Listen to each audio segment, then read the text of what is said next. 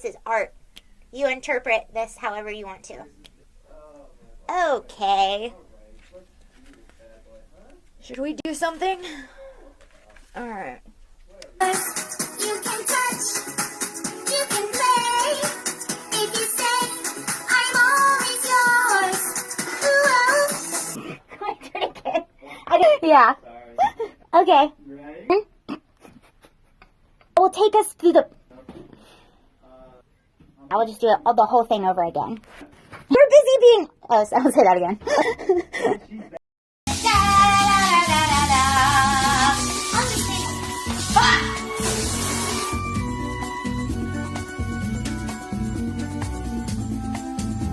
Thunberg?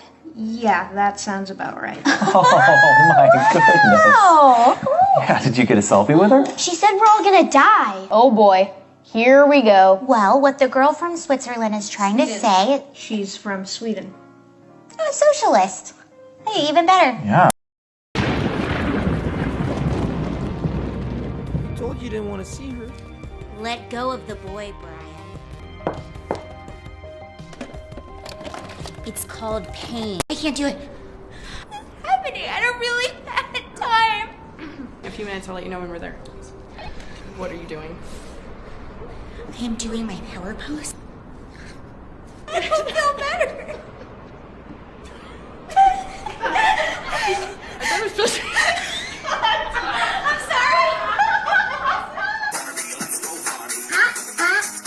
Yeah. I'm having so much fun. Oh, I love you, Ken.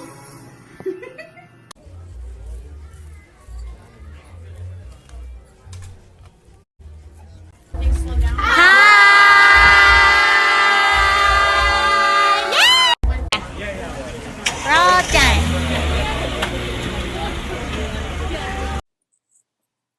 Hello, welcome back. I wanted to make this video for so long now. This is part 2 of my walkaway story. What happened after?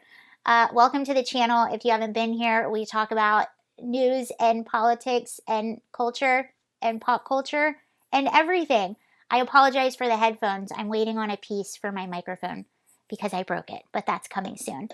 Anywho, my walkaway story. So when we left off, I told you how I used to be a bleeding heart liberal, and around 2016, I walked away from the Democratic Party and did not look back. Around 2020, I started being even more open about my beliefs. Since we were all locked in our homes, I started my YouTube channel and making videos. So I wanted to give you a little background for those that didn't see the previous video about how I made the switch, and then what happened after I started posting the videos, because a lot has changed, a lot has happened, and some of it you might know, some of it you might not. It might be a little juicy. So, background on me, I grew up in the suburbs of Atlanta, and I grew up just like most people my age, just a bleeding heart liberal. They say if you're young and not a liberal, you have no heart. If you're older and not a conservative, you have no mind. That was me. I voted for Obama both terms. I even went and got my liberal badge in the form of a human services degree. Yes, it is a degree. My professional career started out, I interned in psychiatric hospitals for adults, foster homes, group homes, and my first professional job, I worked at an acute care state-run acute care psychiatric hospital for children and adolescents. And then I worked at a place called the Family Crisis Center, which was essentially a shelter for abused and neglected kids in Denver, Colorado.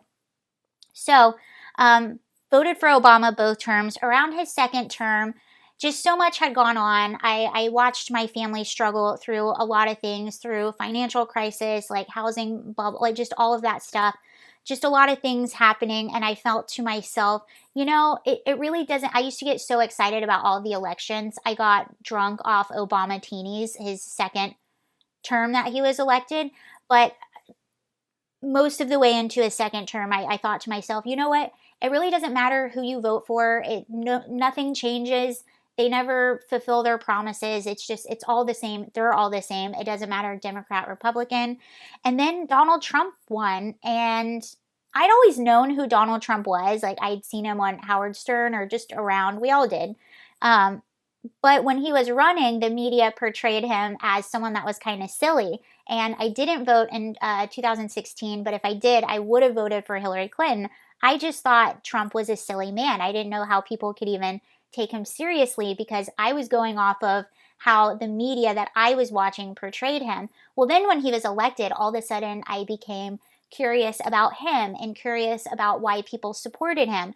I was also, at the time, I had left my original career, and while I was working with the kids in Denver, I actually started acting as a respite and just wound up in Los Angeles, all of a sudden just living the dream and auditioning for DreamWorks, Nickelodeon, Disney, Nick Jr., Disney Jr., Cartoon Network, just all of that.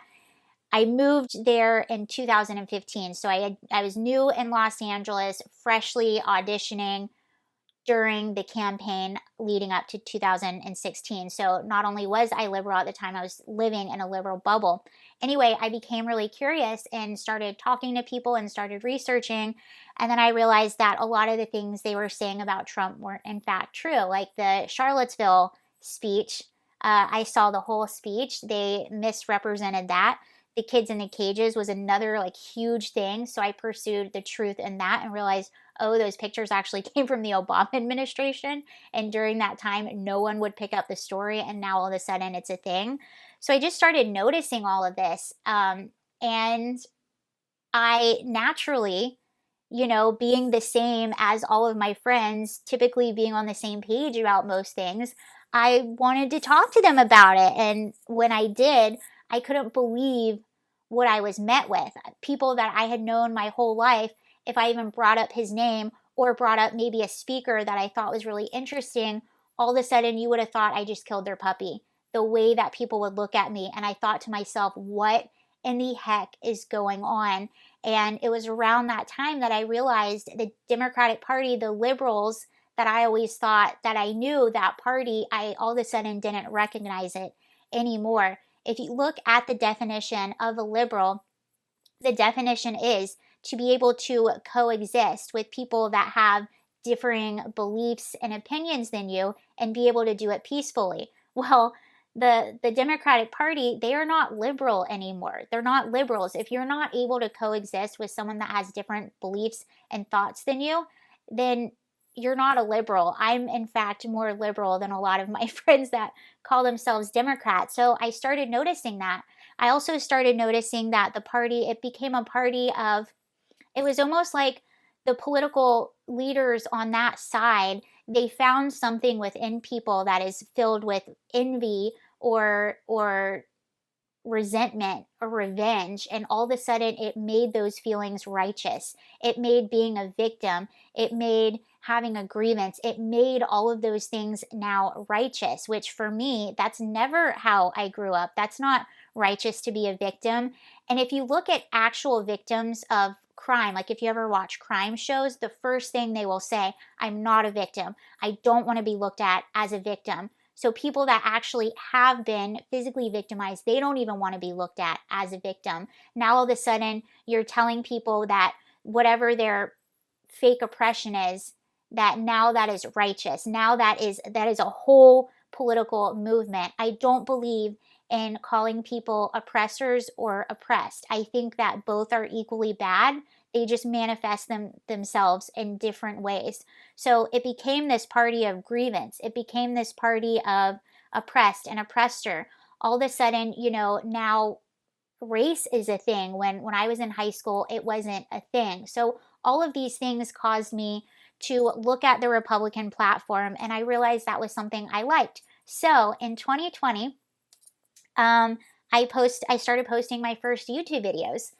I lost lots of friends. I lost my agent, which is fine. And I don't know if it's because of my channel. I didn't ask. I didn't ask. I think sometimes you just let things go. But my whole life has been completely different. I found myself in the middle of the riots. I was living in West Hollywood all throughout 2020. My boyfriend and I, our car was surrounded by over 100 people. And I just remember being shocked because there were people that lived in my neighborhood, people that lived just a block or two from where buildings were burning down, and they will deny that ever happened.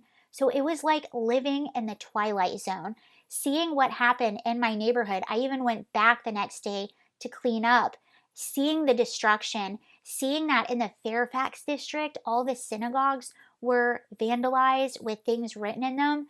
And the fact that liberals will just turn a blind eye and say, no, that didn't happen. So I have since stopped acting. Not that I'll never act again, but I do not want to be in the Hollywood audition game. Stopped voice acting as well. Completely different friends. And it's just wild because right before 2020, I was just living such a different life. I had just completed a burlesque show at the Magic Castle. I was reading for all my Disneys and DreamWorks. I had just finished a film we wrapped just a few days before everything shut down. I was just living at the beach and skateboarding, and how the world has changed since. And since then, thinking a lot about how all of a sudden, out of nowhere, public safety became politicized. That was another thing that really made me shift from Democrat to Republican. I didn't add that in because it was a little bit different. But what I also started noticing at the same time living in Los Angeles, specifically West Hollywood, I say West Hollywood because I picked that area because I could walk a lot of places. It's very walker friendly. And I started noticing, so I moved there in 2015. I started noticing that even in that neighborhood, there were alleyways. I used to be able to take shortcuts through alleyways, or there were just streets that I used to be able to, just a few months prior, I used to be able to walk down and feel safe.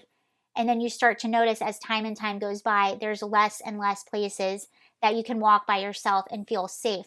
And those numbers also coincide with, I've researched it since, homelessness in Los Angeles since 2015, that's when I moved there, it has increased 80%. So what I felt was very real. And I remember, again, this is before the election, but I remember thinking to myself, this is before I even knew who the governor was. I wasn't political at the time, but I remember thinking to myself, who is running this place? Like, who is the manager? This is the richest state. Why is the homeless problem getting worse? And I remember finding Gavin Newsom's, I think I found either his Twitter or his Instagram, and he was in Mexico. Like, I love illegal immigrants. We need more people. Illegal immigration, free healthcare. I don't know what he was saying, but I just remember thinking, this is bonkers. This is such a bonkers way to run a state. And so there it is. That's sort of a little bit of what's happened. I lost a few things speaking out, but other doors have opened for me. And I feel such a sense of freedom. It does suck. Like, I did cry when my agent dropped me. I'll be honest. I got off the phone with them and I was very strong. I was actually comforting my agent. Again, they didn't tell me why, so I don't know why. And I don't care to ask. But I remember I cried. And then a few weeks later, I was like, you know what? I feel free. I feel free that I can say what I want. I can speak my mind. And I don't have to walk on eggshells or beg to be a part of an industry that clearly doesn't like me or my ideas. So there it is. That's a little bit of update as to kind of what happened, where I was at the time, where I am now. One more thing that I wanted to add, there's been a lot of talk of like BLM recently. A lot of people are just figuring out what kind of organization they actually are. When BLM first came on the scene, I was working at the Denver Family Crisis Center. I was working with at-risk teenagers in the projects. My teenagers were very likely to have unpleasant interactions with cops. That's just, they had some behaviors, which is some of the reason why they were with us. And when I was working there, that's when Ferguson happened. So that's when to a lot of us that maybe weren't aware before for Trayvon Martin, that's where BLM really exploded on the scene, was Ferguson. And I was working at the crisis center at the time, and I actually had 2 specific kids I was working with because they had a lot of really combative behaviors. And I just remember seeing the rhetoric around BLM and the movement and what they were chanting on the streets and the things that they were saying. And automatically, right off the bat, I was like, this is not a good organization. I would never, ever say these things to my young people that I work with. You are just setting them up for failure, telling people that everyone's against them, telling them that they're oppressed, telling them that they're not safe. All of these things, it just sets people up for failure. And so my red flag automatically was up way back then because of where I worked. So that's it for right now. And thank you again for being part of this channel. Thank you for watching this, and I'll see you later.